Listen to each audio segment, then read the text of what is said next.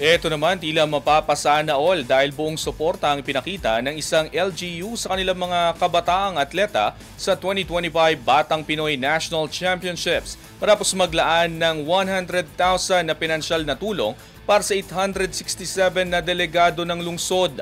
Ang ibang detalye alamin sa pag-abante ni Raymark Patriarca. Ipinakita ng Pasig City LGU ang buong suporta sa kanilang kabataang atleta sa 2025 Batang Pinoy National Championships sa pamamagitan ng pagbibigay ng 8,000 na pinansyal na tulong sa bawat isa sa 867 nitong delegado.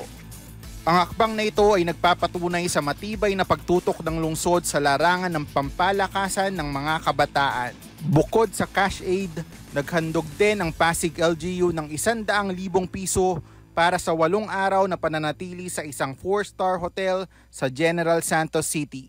Ang maayos na organisasyon ng lungsod at mataas na moral ng mga atleta ay nangingibabaw kumpara sa ibang mga katunggali na sumasalamin sa patuloy na pamumuhunan ng Pasig sa kahusayan sa sports at pagpapalakas ng kabataan.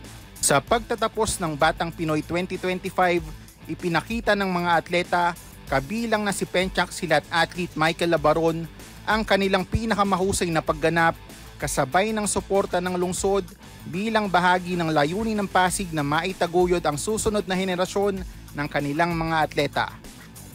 Ako si Raymark Patriarca, Abante Sports, now na.